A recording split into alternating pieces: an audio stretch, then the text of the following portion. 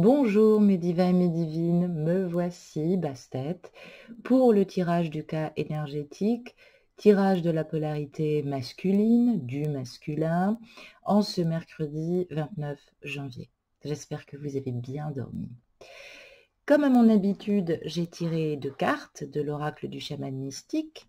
Nous avons à notre gauche la carte Le guerrier lumineux et nous avons à notre droite l'empreinte énergétique du corbeau.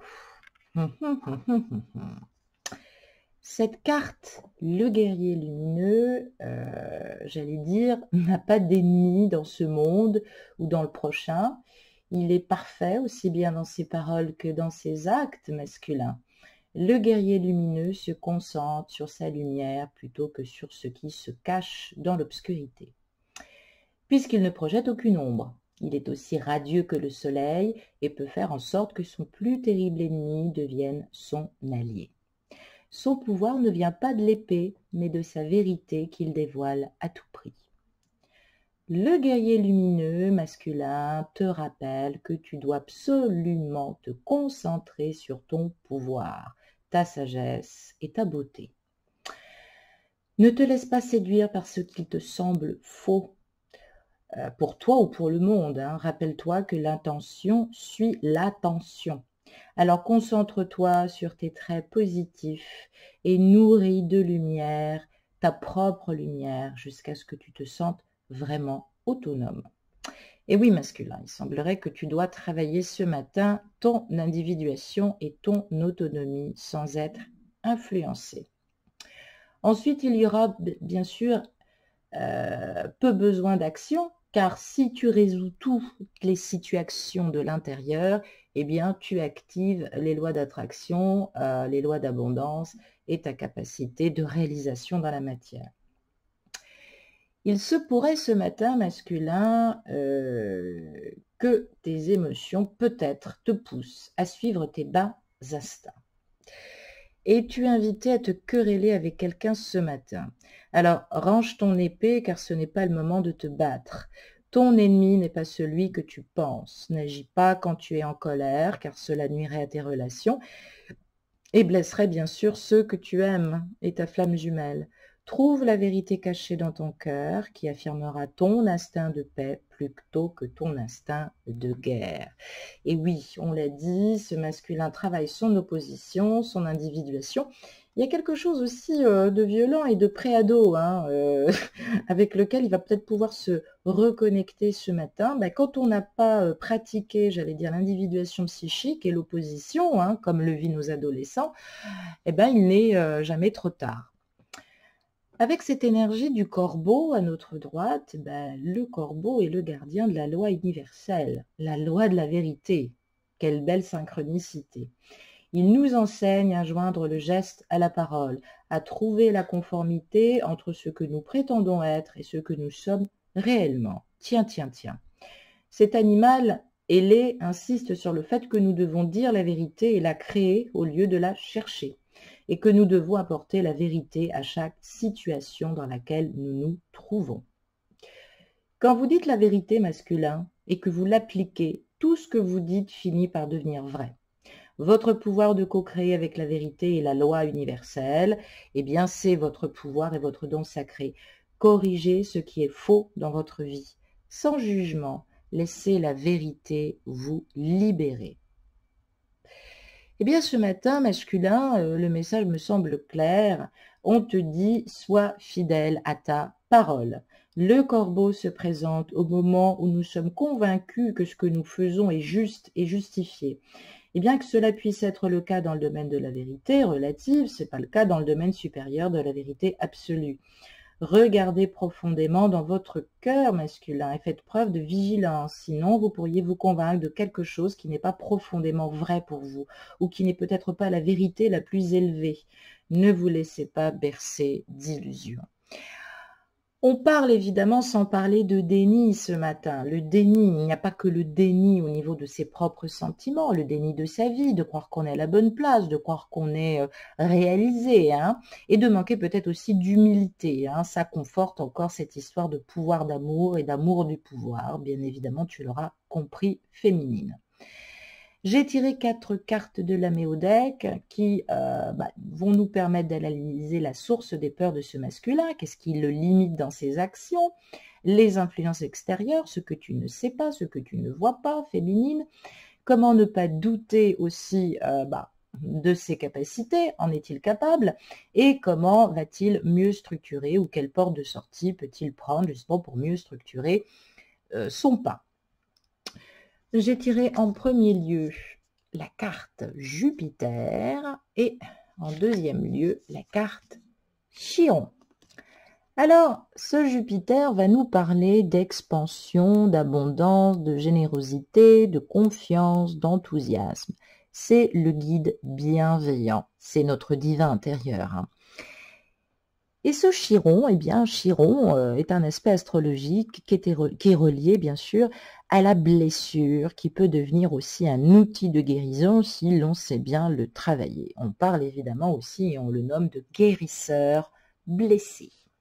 Ben oui, c'est l'art de transcender et c'est l'art aussi de la reliance, voire même, flûte, pas de la résistance, j'y reviendrai. D'être un résilient, voilà. Oh, c'est un peu dur ce matin. Alors, Jupiter-Chiron, en conjoncture, c'est un aspect très important dans un thème astrologique. Avec cette indication, eh bien, elle nous montre un masculin qui devrait ou qui devra avancer sur son chemin en se créant une philosophie de vie radicalement différente de la morale ambiante qui l'entoure. Ce masculin tentera de dépasser des complexes engendrés par le passé, que ce soit à un niveau familial, culturel ou social, pour atteindre un nouveau palier dans le niveau de conscience personnelle qu'il possède sur la vie. On retrouve d'ailleurs fréquemment cette conjonction aussi chez les guides de lumière, puisqu'on parle aussi de conjonction nommée ouverture spirituelle, hein, peut-on dire. Alors, sa quête pour ce masculin le conduira à défricher en son être intérieur ce qui l'empêche d'avoir la foi, car il lui faut trouver le lien personnel qui le relie à l'idée, j'allais dire, du divin. Il est capable pour cela de filtrer les informations extérieures qui véhiculent des messages subliminaux visant à le soumettre à des lois qu'il ne peut accepter. Ben oui, ce masculin se veut libre, donc attention à ce que tu lui dis, féminine. Cela pourra aussi le pousser à se placer dans des situations d'illégalité ou de marginalité. Le succès ne l'intéresse pas spécialement, il cherche avant tout à trouver en lui-même les valeurs qui font son authenticité pour vivre avec des convictions et des principes qui soient fidèles à lui-même. Dans un premier temps, ce masculin peut penser que son capital chance est limité et il lui faudra souvent accepter des conditions de vie sociale lui paraissant immérité par rapport à la valeur qu'il s'accorde. Il découvrira vite que sa voie lui demande d'être un guide naturel qui tire ses bénéfices de son expérience intérieure. Il se défiera souvent de la morale bourgeoise car il cherchera avant tout à tirer vers un sommet spirituel les êtres qui ne sont pas encore corrompus par les pouvoirs en place, accessoirement politiques ou religieux, si nous étions ce matin dans notre temple égyptien. Sur le plan psychogénéalogique, eh bien, cet aspect Jupiter-Chiron peut nous révéler ou peut nous aider à supposer qu'il y a l'indice d'une histoire familiale dont la problématique concerne le voyage, le rapport à l'extérieur, à l'étranger, aux frontières, à la patrie. On parle de mémoire, d'origine de nomades, de gitans, de chamans, souvent retrouvés avec cette conjonction Jupiter-Chiron quand elle est en poisson, par exemple. C'est vrai que les mémoires familiales sensibiliseront l'être, en tout cas notre masculin, à la relation qui existe entre les différents peuples, les différentes races, les différents us et coutumes et cultures. Alors, le message générationnel est relatif à tous les thèmes jupitériens. D'ailleurs, ils sont nombreux, puisque ça évoque principalement des questions autour de l'argent, du confort, de la loi. Alors on peut évidemment, comme je le disais tout à l'heure, parler d'illégalité ou d'illégitimité. Alors ça peut nous parler de religion, de spiritualité, d'honneur, d'enfants illégitimes. Alors on peut effectivement, conjoint ce Jupiter Chiron, découvrir dans un thème sur le plan psychogénéalogique un complexe d'abandon qui peut concerner aussi un parrain, un guide ou tout simplement le père dans la fonction d'éducateur qui a manqué. Le père peut par exemple être présent mais absent à la fois. Alors, ça peut nous parler d'un instituteur, hein, par exemple, qui s'occupe plus de ses élèves que de ses enfants. Un père de substitution pourra guider alors le natif ou voire même, notre masculin, s'il s'est développé une connaissance positive de la vie. Alors pour ça, il faudrait que dans sa vie, il ait pu rencontrer un homme philosophe, religieux, un côté très pédagogique, un côté mécène et non pas Pygmalion. Alors, ces aspects Jupiter-Chiron montrent aussi une grande attirance pour la médecine ou les carrières en rapport avec la loi, l'enseignement ou tout ce qui a trait à l'attirance de l'histoire personnelle et du vécu. Ça me fait penser aussi à quelque chose de dramatique, je tenais quand même à le dire parce que moi c'est une de mes chanteuses qui me touche le plus, que pas forcément à cause de son répertoire, mais pour ce qu'elle émane. Dalida avait donc cette conjonction Jupiter-Chiron, lune noire, attention, donc ça serait bien que tu ailles voir, je vais te faire travailler un petit peu ce matin, masculin ou féminin. Quel trigone? Est-ce que ce Jupiter-Chiron est lié à une lune noire? Alors, pour ça, évidemment, il faut regarder Jupiter étant relié au Sagittaire. Donc, Chiron, s'il est en Gémeaux, en face, on va dire ça peut le faire, mais si cette lune noire est opposée au Sagittaire et aux Gémeaux, donc c'est-à-dire pas un signe de feu complémentaire ou évidemment un signe d'air, on va dire un signe de terre, bah, ça peut nous donner aussi des indications. En l'occurrence, sur Dalida, parce que je me souviens avoir regardé son thème, Jupiter-Chiron était lié à la médecine et à la philosophie spiritualiste. C'est pas étonnant que vers la fin de sa vie, elle soit tombée amoureuse d'Arnaud Desjardins, un grand philosophe écrivain qui l'a beaucoup aidé.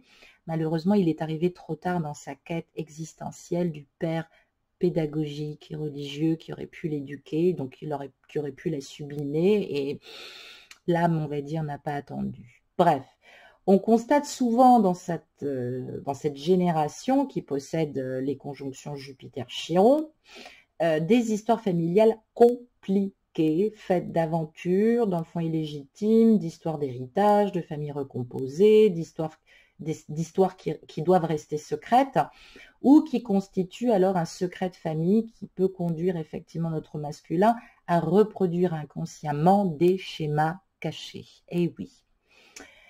Donc, pour ne citer que Dalida, j'ai fait aussi rapidement un tour d'horizon dans ma mémoire.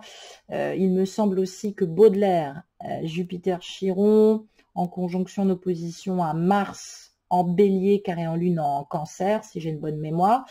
Donc, l'inspiration de son voyage en bateau, on va dire, pour le bateau ivre, lui vient d'un voyage imposé par sa famille. Il y a des enfants qui, même dans la souffrance, savent transcender. C'est ce que je voulais dire. Ce masculin ne sait peut-être pas encore transcender le vécu, la douleur. Donc, c'est vrai que ça peut nous évoquer, alors encore plus si on a un carré en maison 3, ce qui pourrait évoquer évidemment un enfant qui rêve d'honneur militaire, d'honneur de bravoure, et qui a un père absent à cause de fonctions militaires ou parce que le père a quitté définitivement le foyer. Donc c'est vrai que ça peut poursuivre la lignée ancestrale, ça peut marquer l'exil, l'errance, le fait de se sentir déraciné. Et sur le plan karmique, bon, bah, c'est quand même assez fondateur. Ça peut vouloir dire aussi que on a une empreinte d'exploration ou de voyage d'inconscient ou de voyage astro. Ça peut aussi nous révéler que dans les précédentes incarnations, nous avons sombré peut-être aussi dans la folie ou le fanatisme.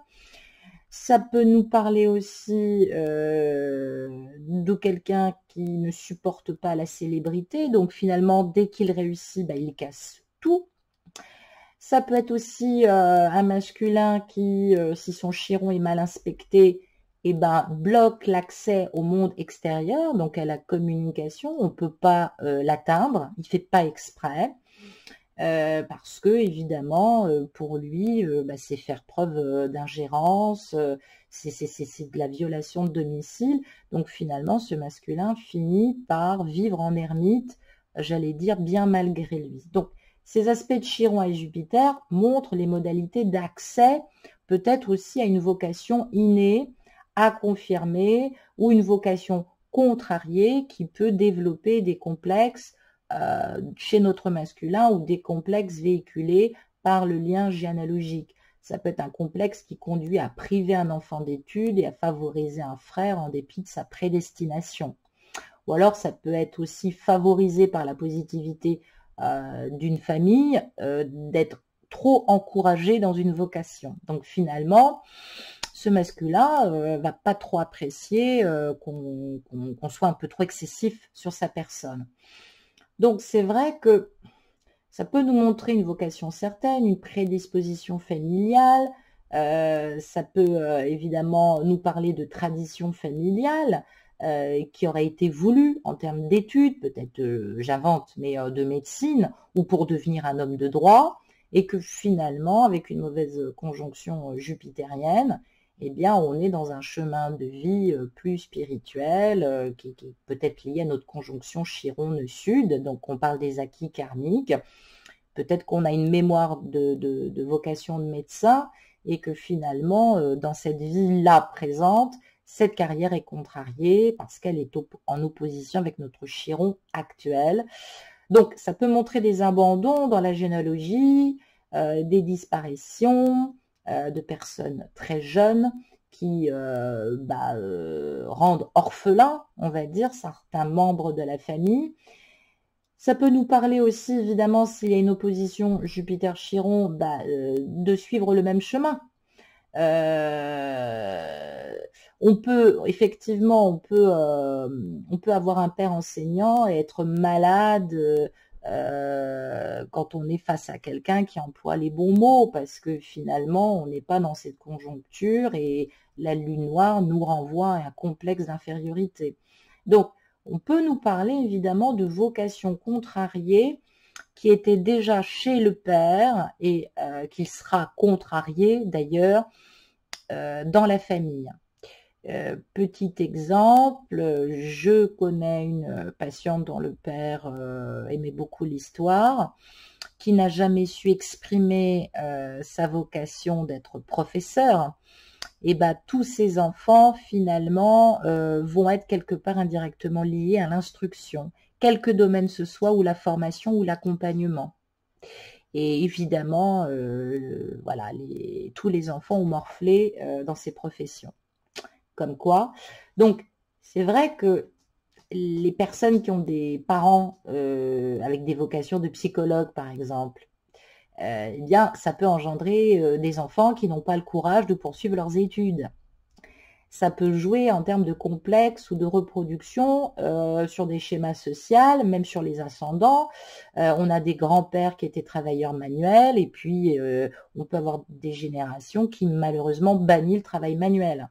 Donc on parle bien de complexe psychogénéalogique, mais ce Chiron, il est libérateur. Il est censé montrer ce complexe d'infériorité ou d'incapacité et il pointe la nécessité de le travailler. Donc ce matin, Jupiter nous parle de la vocation, nous parle de Chiron qui montre un blocage à résoudre, de respecter aussi le travail de tes ancêtres, de connaître la condition de travail, s'il était dans le bâtiment, s'il était mineur, de respecter le parcours. C'est pas parce qu'on n'a qu'un CAP qu'on est bête. Alors dans le conscient, vous allez me dire oui, mais dans l'inconscient, des fois dans la famille, c'est très très lourd. Donc se débarrasser d'un poids comme quoi, évidemment, les études, il n'y a que ça de vrai, alors qu'on rêve d'être simplement moniteur de ski, c'est vrai que c'est un peu difficile. Donc on parle bien d'un passage ce matin de purification, épurer donc un poids familial, des poids familiaux qui empêchent d'évoluer vers une vocation première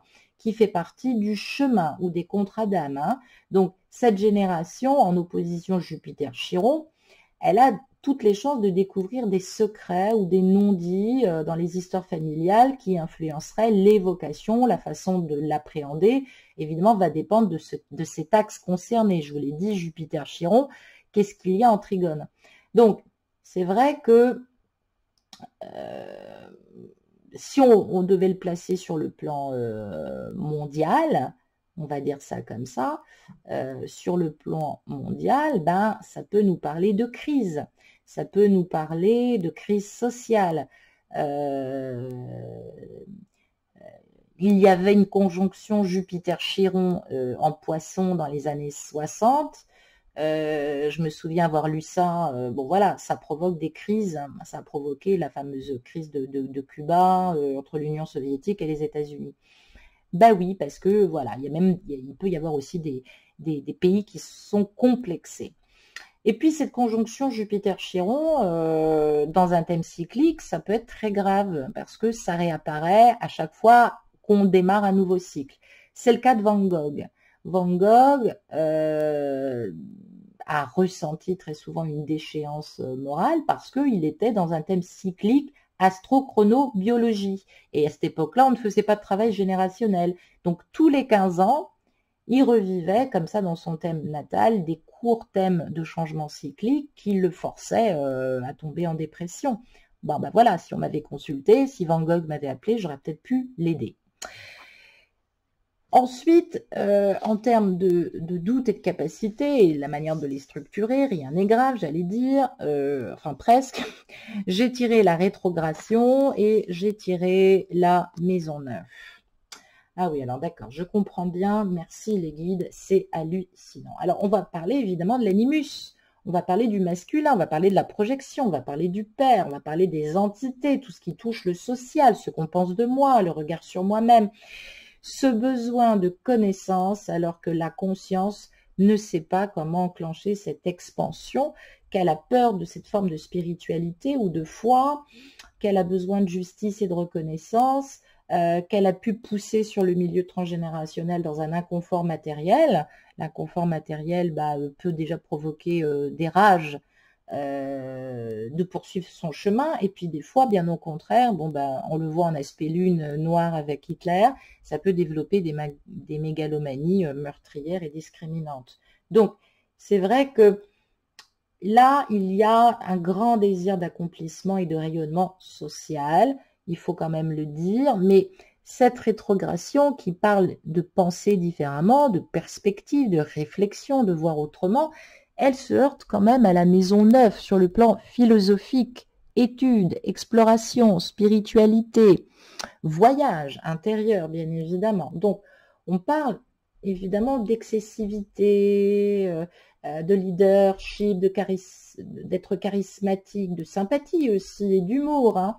Mais on parle d'une facilité d'échange et de sociabilisation, mais on parle de doute et de complexe d'infériorité dans ses capacités d'apprentissage. Alors, du coup, on a du mal à utiliser l'ouverture spirituelle et philosophique, voire métaphysique. On a l'impression que ça nous relie peut-être aussi à l'école, à la religion, à un aspect moral bizarre. On en a un petit peu peur. Donc, c'est vrai que la transmission, elle est là, enfin, elle contribue à élever. Donc, quand on n'a pas eu le père qu'on espérait, bon enseignant et très ouvert culturellement, eh ben, on se met très souvent à s'inventer une vie, on avance, on se construit tout seul, on a un parler franc, on aime le côté popularité sociale alors qu'en fait, on rêve de s'élever et on ne l'assume pas. Donc, c'est vrai qu'il y a des vraies interrogations sur les thèmes de quête de sens. Hein. Qu'est-ce qui alimente aujourd'hui ce masculin? Comment on peut l'aider à développer sa foi? Bon, il a du mal à le comprendre, à l'entendre. Il a conscience de ses énergies, il a une soif d'apprendre. C'est un autodidacte qui rêve d'étudier, mais qui pense que voilà, c'est pas fait pour lui, alors que il va compenser cette complexité, d'ailleurs ce qui est quand même peu banal et fort, je dirais, en étant un excellent polyvalent. Mais il a surtout pas conscience de sa polyvalence, parce que c'est quelqu'un de très investi et qui a une intelligence pratique, on va dire, remarquable. Il faut quand même le dire. J'ai tiré une carte pour clôturer ce tirage. Quelles sont les énergies émotionnelles, sentimentales de ce masculin en ce mercredi 29 janvier? Et nous avons la carte des projets. Eh bien voilà. Ce 21, il n'est pas anodin. Ce 21, il va nous parler justement du 3 qui n'est pas encore là. On dit que le monde a été créé par le 1, le principe actif du masculin, du yang, pour se mêler et faire 2, donc avec le principe yin féminin. Et de ces deux principes, donc deux polarités, on crée l'unité, on revient au 1. Donc, il semblerait que l'individuation, là, pour ce masculin, c'est pas évident. Ce masculin souhaiterait une vie de couple harmonieuse, parce que cette vie de couple harmonieuse, elle est à la base de tout projet, famille, logement, peu importe. Et évidemment, on y tient. On souhaite qu'il y ait de la joie, de l'enthousiasme dans sa famille. Avec ce 3 en numérologie que compose ce 21, on parle de mettre en commun. On parle ici d'un oiseau qui a construit, pondu, couvé, qui s'est investi dans cette tâche parce que sa famille est son tout, elle est sa joie. Ce masculin a pondu, a couvé, mais c'est vrai que là, les projets ont demandé ou demandent encore de l'énergie. Et donc, c'est vrai que on a le sentiment quand même masculin que tu t'es beaucoup gaspillé à la tâche. Donc, ça parle évidemment de retrouver une foi dans la construction, dans l'avenir et surtout dans le bonheur de vivre à deux. C'est vrai que ce masculin a peut-être été trop sollicité dans les projets. Allez, il faut construire, il faut avancer, il faut construire, il faut avancer. Hop, hop, hop, j'ai envie de dire, quand est-ce qu'on se pose et quand est-ce qu'on vit? Tu as raison, masculin. À un moment donné, ça va bien. Voilà, donc c'est vrai que les termes des projets, si tu lui rabâches ça tout le temps, ça va être un petit peu embêtant. Il y a une composante dans la vie qui nous parle d'expression, de goût et de sensualité et d'originalité. Ce masculin, il en a besoin. Il ne la trouve pas dans sa famille. Tu es ce petit rose auréolé qui lui offre tous les jours un peu de finesse et d'amour. Donc, entretiens ce lien dont tu es porte-parole, dont tu renfermes le flambeau sacré, et puis accompagne ce masculin de bisous ce matin. Il en a besoin. Je t'embrasse masculin et à bientôt. Au revoir.